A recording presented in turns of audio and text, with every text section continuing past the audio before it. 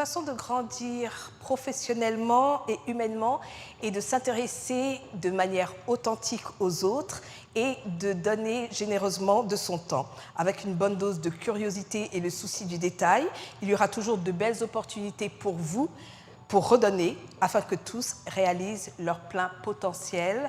Bonjour, c'est parti pour notre destination hebdomadaire à Connexion 360. Tous les samedis à 11h15, heure de Toronto, la même heure à Montréal, 16h15 GMT. Nous sommes sur la chaîne Go Live TV, émettant sur Internet, et en streaming sur Facebook et sur YouTube. Et nous sommes présents sur Roku Box. Je suis votre hôte et je m'appelle Elikia Doumbé. Il y a 3 ans, en 2019, l'autorité des marchés financiers nommait mon invité, au Québec, nommait mon invité au poste de directeur FinTech et Innovation. Diplômé entre autres de la prestigieuse ENA, Oumar Diallo, leader financier, est passé avant cela à PricewaterhouseCoopers, à la Banque Laurentienne, à l'ONUDI et à The Economist. Son action communautaire l'a conduit à présider le réseau des entrepreneurs et professionnels africains, REPAF, et en 2020, il était lauréat du mois de l'histoire des Noirs. Je m'arrête ici dans la présentation de mon alchimiste du jour. Il saura se présenter mieux que je ne le fais. Bonjour Oumar Diallo, ravi de te recevoir ici. Comment vas-tu et comment traverses-tu cette crise sanitaire? Oui, bonjour Elikia, donc merci beaucoup pour cette invitation. Voilà, je pense que comme nous tous à travers cette crise sanitaire, on s'arme de patience, on s'arme de bienveillance aussi, je pense que c'est important. Moi je suis un jeune papa, mon fils est né en pleine pandémie en 2020. Donc voilà, on s'adapte aussi en tant que jeune parent dans cette situation, mais somme toute ça se passe bien. Donc cette pandémie comment je vais dire ça, t'a amené à cultiver davantage de bienveillance et t'as appris à être papa. Absolument. Et pour toi, Oui, est-ce que... absolument, mais envers soi-même. Donc, il faut faire preuve de patience. Il faut faire preuve de patience, en fait, dans toutes les sphères de sa vie. Je pense que c'est ça aussi que nous apprend cette pandémie, en fait. De savoir apprivoiser le temps. Voilà. Alors, à 90 degrés de notre conversation, c'est vrai que je t'ai présenté en utilisant les ressources et les sources que j'ai trouvées, que j'ai glanées ici et là sur la toile. Mais le but de cette émission, c'est également que les gens soient maîtres de leur récit, de leur histoire. Donc, je vais te demander de te présenter, non pas sur le plan professionnel, mais sur nous présenter l'être humain qu'est Oumar Diallo. Mais comme je vous l'ai dit, je suis un jeune papa, commençons déjà par là. Donc, ça c'est une évolution récente, mais j'ai grandi à Vienne en Autriche. Je suis arrivé bébé là-bas, à l'âge de 6 mois. Je suis né au Niger, voilà. Je me suis installé à l'âge de 6 mois à Vienne en Autriche. Par la suite, j'ai grandi là-bas, pays germanophone. Mais j'ai été versé dans un milieu francophone là-bas, puisque j'ai fait le lycée français de Vienne. Ça m'a permis vraiment d'avoir une double culture, donc la base africaine et européenne en grandissant. Forcément d'avoir automatiquement une ouverture d'esprit envers les autres, étant moi-même issu d'une minorité en Autriche en fait. Et par la suite, en 2003, j'ai décidé de m'installer ici au Canada, à Montréal, au Québec, pour mes études universitaires. Voilà. Ça c'est vraiment, disons, le début de mon parcours. Et par la suite, j'ai poursuivi mes études supérieures. Je suis retourné en Europe, j'ai terminé ma maîtrise, comme vous l'avez mentionné à l'ENA, et je suis revenu pour de bon au Canada en 2013. Voilà, de façon très simple, certains jalons de mon parcours. Bien entendu, comme vous comprenez, ce qui compte pour moi, c'est vraiment de bâtir des ponts entre tout simplement ce que je vis ici, en Amérique du Nord, mais également avec mes relations familiales en Europe, en Afrique. Voilà, mon histoire de vie est vraiment une histoire qui fait une synthèse entre ces 3 continents, en fait. Voilà. Et quand tu dis donc bâtir des ponts, je te vois dans le monde de la finance, que je ne connais pas du tout, Mais l'Africaine en moi se dit, ah, l'Afrique dans tout ça, est-ce qu'elle fait partie des grandes conversations? Est-ce que j'ai un petit pincement au cœur en me disant, est-ce que nous sommes présents? Est-ce que nous sommes compétitifs? Est-ce que j'ai tort d'avoir ce pincement-là ou à contrario, dois-je me dire, il y a certainement de belles opportunités pour l'Afrique dans le monde de la finance internationale? Mais forcément, bien sûr. Moi, je dis toujours que c'est une question de talent. Voilà, le talent ne connaît pas de couleur. Donc, euh, ce qu'on cherche partout, quelle que soit l'industrie, c'est du talent. Vous avez des talents qui, bien entendu, ont des origines africaines. Vous avez des talents qui ont différentes origines. Mais ce qui est important, justement, c'est d'identifier ces talents et de les promouvoir. Euh, Ce qui est important dans mon cas, et ce que je fais depuis plusieurs années justement, c'est bien sûr de m'engager, mais aussi j'ai eu cette chance d'avoir des mentors. Moi aussi, je suis maintenant mentor auprès d'autres professionnels. Donc, c'est vraiment de cultiver ce talent, cette excellence qui est requise pour réussir dans ces milieux. Et ça, comme j'ai dit, c'est beaucoup, c'est un travail sur soi, c'est un travail aussi, bien sûr, intellectuel, un travail parfois technique dans certains cas. Mais moi, je dis toujours que, surtout ici en Amérique du Nord et au Canada, il y a tellement d'opportunités et on peut vraiment se donner tous les moyens pour les saisir. Restons dans la question de la création de ponts. Comment le fais-tu concrètement? Mais déjà, vous l'avez mentionné, j'ai été président du REPAF, le réseau des entrepreneurs et professionnels africains. C'est un immense plaisir pour moi de présider ce réseau, en fait. À l'époque, on travaillait beaucoup en fait à rapprocher la diaspora africaine qui vit ici au Canada avec leur pays d'origine. Euh, et ça signifie, par exemple, dans mon cas, j'ai eu la chance de participer à des missions commerciales. Le gouvernement du Canada et le gouvernement du Québec ont organisé une mission pour aller au Rwanda. Dans le cadre, c'est une mission qui était très orientée sur le numérique. Donc, on a eu l'occasion d'aller au Rwanda pour rencontrer certains acteurs très importants dans le domaine de la transformation numérique. Et j'ai eu l'occasion justement de faire partie de cette mission. On a eu plusieurs entrepreneurs de la communauté basée ici au Canada qui souhaitaient faire des affaires là-bas dans le domaine du numérique. Et ça, c'est un des exemples, il y en a plusieurs autres, de façon de bâtir des liens et des ponts. Donc, vraiment de mettre en valeur des compétences, les talents que nous avons ici et de le rapprocher, par exemple, dans des pays justement qui évoluent et qui se distinguent dans certains secteurs, quoi. Donc, comme je l'ai dit, dans le numérique, avec le Rwanda qu'on a visité. Tu as parlé de mentorat, des mentors que tu as eus en naviguant dans tes différents univers. Ce qui m'intéresse, moi, c'est les mentors en termes d'humanité, de construction, je vais dire identitaire. Quels ont été ces mentors-là et comment est-ce qu'ils t'ont aidé à trouver ta voie? Je vous dirais que c'est beaucoup une question de... Vous savez, on a tous des passions, on a tous des valeurs intrinsèques. Donc, parfois, sur votre chemin, vous avez des doutes sur quel choix faire. Et les mentors viennent parfois à ce moment précis pour vous guider, en fait, comme un éclaireur. Pour vous rappeler, en fait, c'est quoi vos valeurs fondamentales. Pour vous rappeler aussi parfois quelles sont vos passions, en fait, sur quoi vous devrez mettre votre énergie. Et bien entendu, c'est sûr que avec des origines africaines, mais oui, ça va être très lié, par exemple, à des valeurs qui sont très chères à nos communautés. Donc, cette notion de générosité, de partage, le fait justement d'être en soutien, de toujours être sensible à la famille. Donc, ce sont des choses forcément qui vont rentrer dans la conversation. Donc, ce ne sont pas forcément des conversations qui vont juste se tourner sur un plan professionnel pur et dur, mais ça va être plus englobant en fait. Nous allons revenir sur ces valeurs-là. Avant ça, j'aimerais savoir, vous êtes tué, parce que le tutoiement est de rigueur ici, et je te donne la permission de me dire tu également. Tu évolues donc dans le monde de la finance, et comme je l'ai dit, je ne m'y connais pas du tout, mais je l'imagine très droit, très carré. Quel genre d'enfant étais-tu? Est-ce que tu étais toujours le nerd, comme on dit, le premier de la classe? C'est un petit peu comme ça que je vois les gens de ce monde-là. Quel genre d'enfant étais-tu? Est-ce que tu te permettais des fantaisies? Mais oui, bien sûr. Bon, déjà, oui, je reconnais que j'étais quand même bon à l'école, là, Premier de la classe? voilà.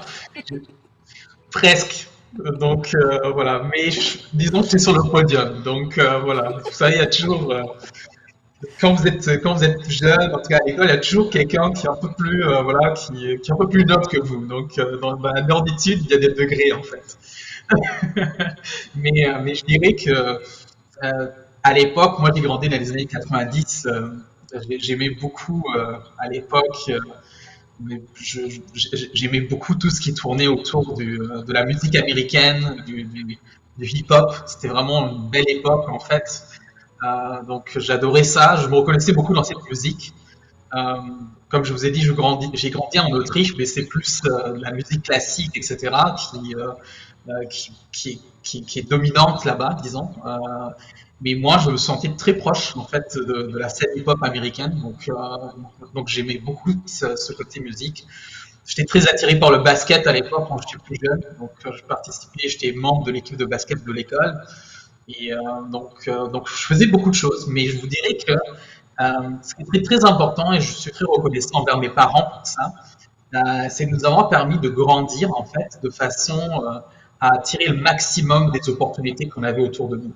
Donc que ça soit ce que l'école nous offrait, intellectuellement, ma curiosité, j'ai toujours été curieux par rapport à l'actualité internationale, à l'économie, à la technologie. Je me rappelle, à l'époque, j'avais des amis à mes parents qui avaient le magazine Jeune Afrique. Donc tous les week-ends, je me débrouillais pour aller les voir, pour juste lire Jeune Afrique, pour savoir mais, que se passe-t-il dans l'actualité en Afrique. Et je dévorais ce magazine. Donc voilà, alors c'est tout ça qui m'a forgé. Mais également, comme je vous l'ai dit, j'étais dans un pays germanophone, moi-même parlant français, à la maison on parlait le Zarma, une des langues du Niger. Donc voilà, donc vous voyez tout ce mélange, donc forcément, ça vous forge et ça vous outille pour la suite, quoi. Voilà. Alors, je ne vais pas m'attarder sur l'enfance d'une personne issue des minorités dans l'Autriche des années 90, mais ça devait quand même Ouais. être assez particulier, non? C'est sûr, bien sûr, parce que disons que vous êtes, quand on dit de minorité visible, c'est vraiment une minorité visible. Donc voilà, j'étais par exemple très souvent la seule personne qui avait cette couleur de peau donc dans ma classe ou dans des groupes. Donc forcément, mais comme je l'ai dit, c'est pas quelque chose auquel vous pensez. Je ne vous répète pas le matin en me disant je suis complètement différent. Non, vous vous intégrez, vous faites partie de la communauté et comme j'ai dit, on vous apprécie pour votre caractère, pour vos qualités. Donc et c'est ça qu'il faut retenir en bout de ligne en fait. Et j'ai eu l'occasion quand j'étais plus jeune aussi de m'impliquer beaucoup aussi à l'école, comme délégué de classe, comme délégué d'établissement, donc pour représenter tous les élèves. Donc, c'est comme ça que progressivement, mais vous développez une forme de leadership. Donc voilà. Alors ça remonte de loin, disons. Ça date pas d'aujourd'hui en fait, tous ces rôles de leadership. Voilà. Alors, depuis le début de la conversation, il y a beaucoup de termes qui reviennent. Il y a la générosité, il y a l'engagement, on va en parler. Arrêtons-nous sur la générosité et la citation que j'ai dite en début d'émission. Elle t'est attribuée, je l'ai vue dans Excellence Québec. Ouais. Et tu dis, ouais. Une façon de grandir professionnellement et humainement est de s'intéresser de façon authentique aux autres et d'être généreux avec son temps. Je sais que tu es généreux avec ton temps, la preuve, tu es là aujourd'hui. Mais qu'est-ce que cela signifie au fond? Mais vous savez, c'est très lié aux rencontres que vous faites avec les personnes qui sont différentes de vous. C'est un enrichissement mutuel, en fait. C'est qu'on a parlé de mentorat un peu plus tôt, mais c'est vraiment ça. C'est le fait que, oui, vous êtes généreux en donnant de votre temps, mais en réalité, c'est du gagnant-gagnant, en fait. C'est un enrichissement mutuel. Oui, vous donnez de votre temps, mais vous apprenez aussi tellement des autres personnes, en fait. Et c'est ça aussi, vous le faites, mais vous le faites parce que vous construisez ensemble en fait, on est tous liés. Et très souvent les gens aiment utiliser l'expression Ubuntu, mais c'est exactement ça. C'est que c'est la présence de l'autre, ce que contribue l'autre, en fait, vous permet vous aussi d'être ce que vous êtes aujourd'hui. Donc voilà. Alors c'est dans ce sens en fait, c'est vraiment un enrichissement mutuel. Ça rejoint un petit peu ce que dit le poète libanais Khalil Gibran qui dit que Oui, donner de ses biens, c'est OK, mais donner de soi-même, c'est c'est le meilleur don, quoi. C'est en quelque sorte, je paraphrase un petit exactement. peu, mais c'est un petit peu, tu te retrouves en phase avec ce poète. Exactement. J'imagine. Exactement. Et tu rajoutes également, avec une bonne dose de curiosité et le souci du détail, il y aura toujours de belles opportunités pour vous et pour redonner afin que tous réalisent leur plein potentiel. En quoi c'est important qu'on participe à ça, que tous réalisent leur plein potentiel? Mais c'est ça qui est important. Et dernièrement, dans le cadre du mois de l'histoire des Noirs, j'avais été invité sur notre panel et on parlait justement des rêves, qu'il ne faut pas se limiter. Une des choses, justement, quand on rentre dans la vie adulte, parfois, c'est d'abandonner des rêves qu'on a. Et justement, le rêve, c'est aussi, pour les réaliser, il faut avoir une forme de curiosité aussi. Il faut sortir de sa zone de confort, aller vers des choses qu'on ne connaît pas. Sortir de sa zone de confort, ça, c'est pas forcément négatif. Ça vous permet de grandir, justement. Et si vous arrivez à grandir dans une direction que vous donnez, en tentant de réaliser vos rêves, bien sûr, et quand je dis le souci du détail, c'est quoi? Ça signifie d'être toujours rigoureux, d'être toujours appliqué dans ce qu'on fait. La Mais c'est recherche sûr que vous allez d'excellence? ouvrir. Exactement, c'est-à-dire que c'est de l'excellence. C'est-à-dire que vous allez vraiment arriver à vous distinguer et à travers cela de vraiment saisir des opportunités qui vont se présenter à vous. Parce que c'est en étant curieux, en disant mais écoute, je vais sortir en fait de ce que je connais, me frotter à des personnes qui ne me ressemblent pas forcément, que vous, justement vous créez des opportunités. Et quand je parle de souci du détail, c'est justement ça. C'est vraiment d'arriver à parfois aller en profondeur sur des sujets parfois complexes, à se distinguer là-dedans. Et voilà, et c'est ça qui vous permet justement de vous distinguer, d'être bon, d'être reconnu. Et je pense que tout le monde mérite cela. C'est pour ça que je dis que c'est important que tout le monde puisse réaliser son plein potentiel.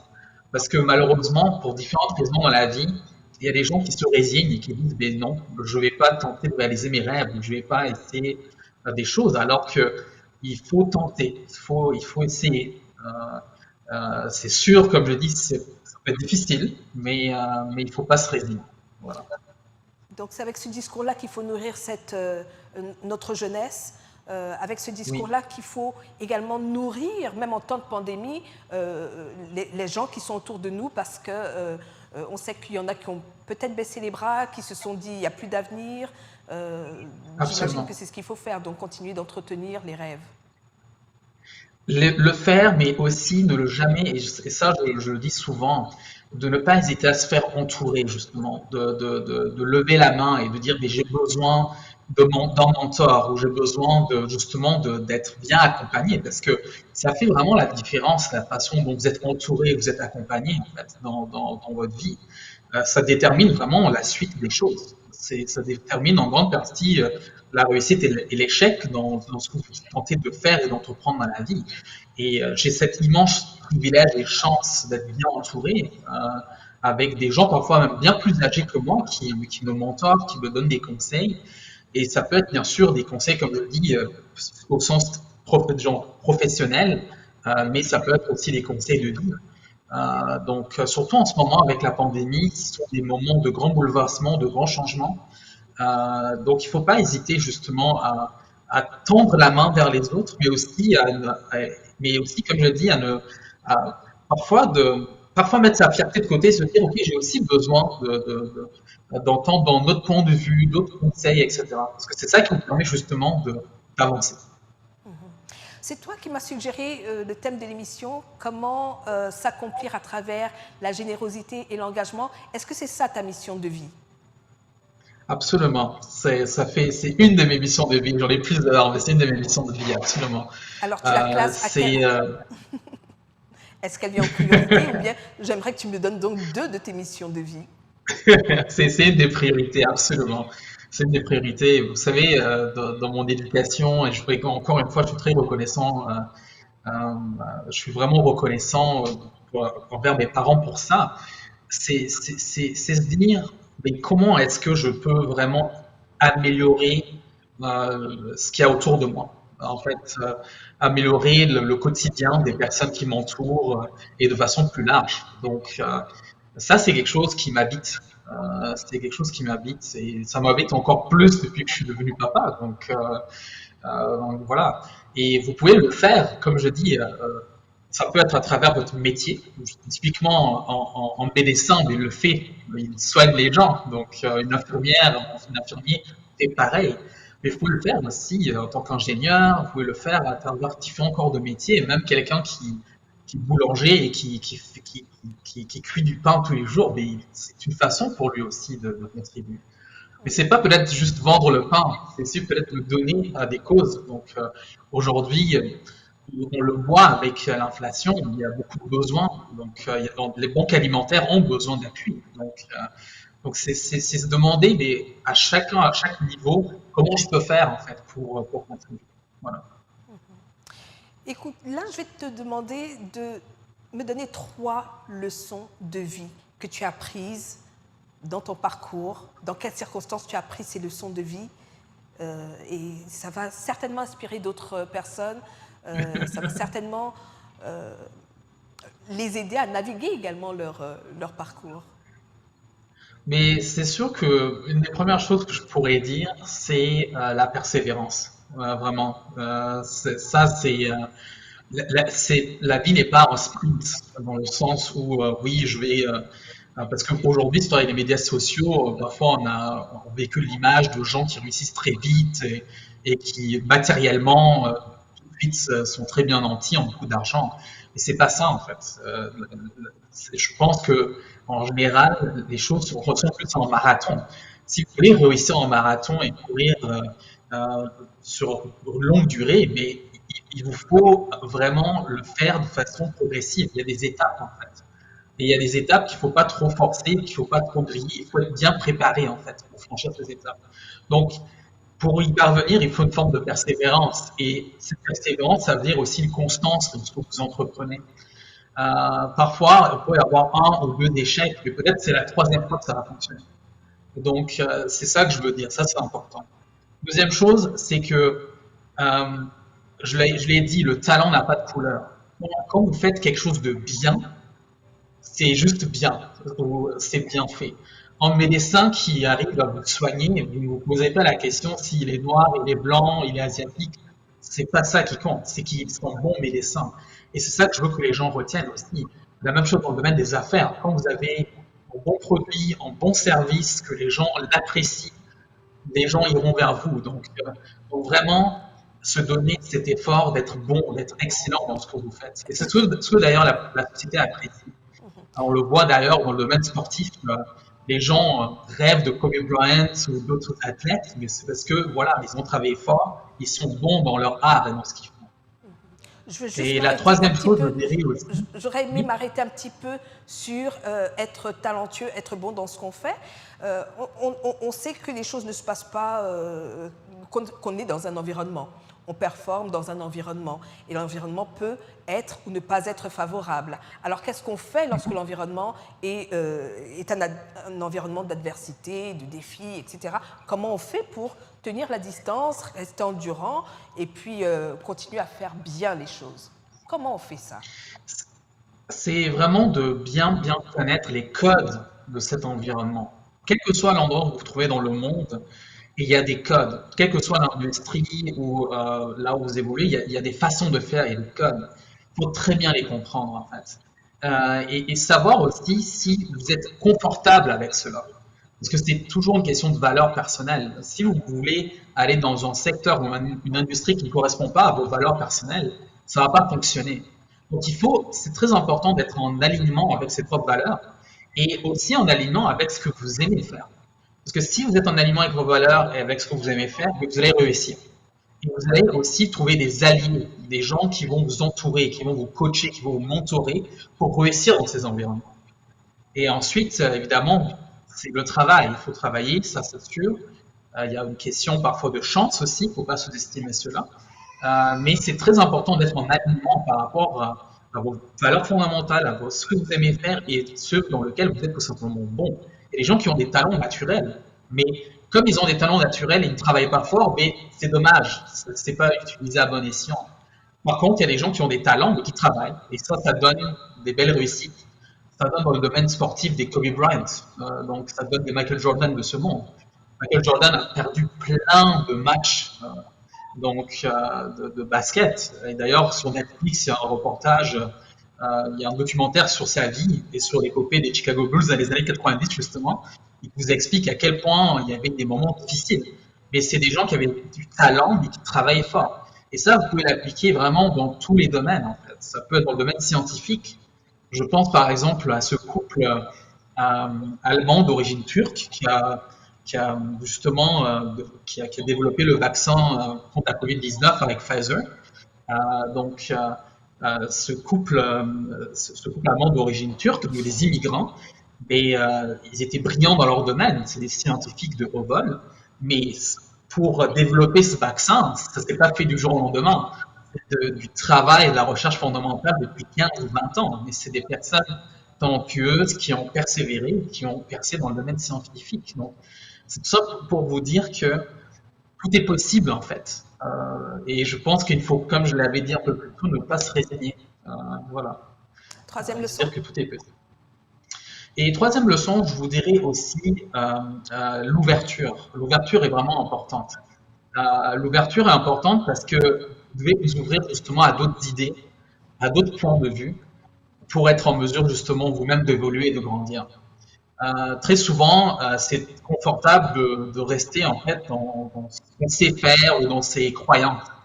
Alors que parfois, c'est vraiment important de s'ouvrir à d'autres systèmes de pensée, d'autres croyances, d'autres langues, parce que ça vous permet justement vous-même d'être créatif et d'apporter de nouvelles choses dans votre travail, dans votre propre vie personnelle, etc. Donc voilà, donc je dirais que ça c'est important et ça vous permet justement de réaliser des belles choses, ça vous permet de voyager aussi. J'ai eu beaucoup de chance dans la vie, j'ai eu l'occasion de visiter vraiment les 5 continents à travers le monde et ça c'est parce que à la base cette ouverture, c'est une ouverture que j'apprécie et que je cherche également. Donc, Je retiens persévérance, recherche du bien, excellence / travail, ouverture. ouais, tout à fait. Ouais. Alors, dans tout ce que vous me dites également, j'entends la transmission. Ouais, absolument. Qu'est-ce que vous pensez transmettre à votre fils? Comment il s'appelle? Il s'appelle Noah. Il s'appelle Noah. Noah. Qu'est-ce que vous voulez transmettre absolument à Noah? Vous vous dites, si je transmets ceci, j'ai réussi mon rôle de papa. Mais je pense vraiment, je vous l'avais dit, cette notion de bienveillance, donc d'avoir le cœur à la bonne place. Donc je pense que et d'avoir aussi une forme de devenir un adulte en fait qui a un bon discernement, un bon jugement. Ça c'est important. Donc voilà. Et je pense que pour le reste, probablement qu'il va s'inspirer du travail et ces autres valeurs que je vous ai mentionnées. Mais je pense que cette bienveillance, le fait de ne pas juger rapidement les gens, mais d'essayer de voir ce qu'il y a derrière, en fait, respecter le respect, en fait. Donc, bienveillance / respect. Et comme j'ai dit, le discernement, parce que parfois, il aura des décisions importantes à prendre dans sa vie, et vraiment d'avoir un bon discernement, en fait, de savoir bien faire la part des choses. Et avoir le bon discernement, ça veut dire aussi de savoir bien s'entourer aussi. Donc voilà. Tu lui Ce que transmettras j'aimerais ta beaucoup. langue, ta langue Ah, c'est sûr. maternelle, le Zama, c'est ça? Plusieurs langues. Pas seulement une seule, plusieurs. Ok, très bien. Écoute, le temps passe tellement vite avec toi. Nous nous apprêtons à boucler nos 360 degrés de connexion et nous passons maintenant au segment ludique de cette émission qui est un petit peu comme un scan de ta personnalité. Et je commence une phrase, tu réponds du tac au tac, tu termines la phrase. Alors, ma Parfait. devise, c'est... Ma devise, c'est... Ah, ça, c'est une bonne question. Du tac au tac. Donc, comme je vous ai dit, être attentionné. Voilà. Être Donc, attentionné. être attentionné. Je l'ai lu Ouais, également. attentionné. Ce Ouais. que je dis à celui qui frappe à ma porte, c'est... Bienvenue. Mon livre préféré, c'est Le cri des oiseaux fous de Dany Laferrière. Ok, je vais le lire. Je suis nulle en quoi? Je suis nulle en... Ah là là, c'est une excellente question. En chantant, je chante vraiment mal. Terrible. Le souvenir le plus précieux que je garde d'un être cher, c'est... Ah, ça, vous savez, avec le temps, forcément, tu sais, évidemment, ça fait partie de la vie. Vous perdez des gens sur le passage, mais c'est toujours le dernier sourire, en fait.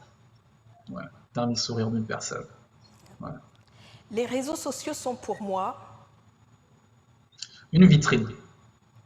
ce que les gens ne savent pas de moi, c'est... B, c'est une bonne question.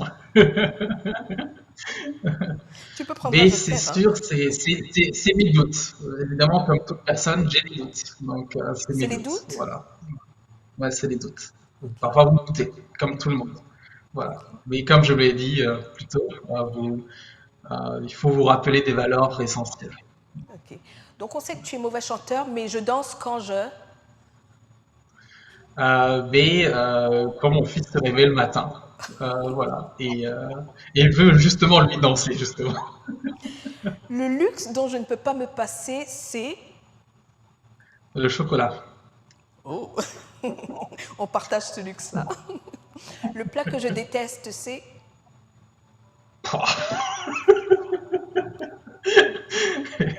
Ouf, j'aime pas du tout le foie. Vous savez, quand on cuit le foie, là, on fait des recettes avec ça, j'adore ça. Ok. Le trait de caractère que je déteste le plus chez moi, c'est...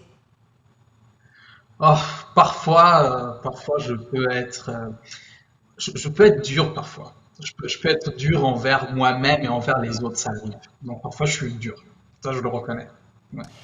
Et la dernière question que je pose toujours à l'alchimiste en face de moi, je la, touche je la pose en touchant du bois, c'est le tiret qu'il y a entre la date de naissance et la date de décès. On peut l'appeler épitaphe, on peut l'appeler ce qu'on veut. C'est toute une histoire, ce tiret-là. C'est le dash. Donc à la place de mon dash, il est écrit... Euh, à la place de mon dash, je dirais, il est écrit santé. Donc j'insiste beaucoup là-dessus. Avoir une longue vie en santé, c'est vraiment important. En tout cas, voilà. Et santé dans tous les sens, c'est-à-dire dans le sens justement vous êtes en pleine capacité de vos capacités cognitives, etc. Voilà. Oui, alors je précise la question, c'est que c'est une sorte d'épitaphe en fait. Donc, c'est y vécu en santé ou c'est quoi? Je comprends dans ce sens. Oui. Dans ce sens, non, mais a fait une différence en fait. Donc, a fait une différence. De serait-ce dans la vie d'une seule personne, a fait une différence. Merci beaucoup, Mardialo. Nous sommes arrivés à la fin Ouais. de cette rencontre, de cette conversation. Je la finis toujours avec une petite méditation. Vous pouvez fermer les yeux ou les garder ouverts. Et je dis, dans cette humanité que nous partageons, nous te demandons, source divine, de nous rendre attentifs aux besoins les uns des autres et d'être attentionnés et généreux pour la prospérité de tous. Merci encore et à bientôt. Ouais. Restez dans l'esprit Ubuntu, je suis parce que tu es, nous sommes ici parce que vous êtes là. Bonne semaine à tous. Merci. Au revoir. Au revoir.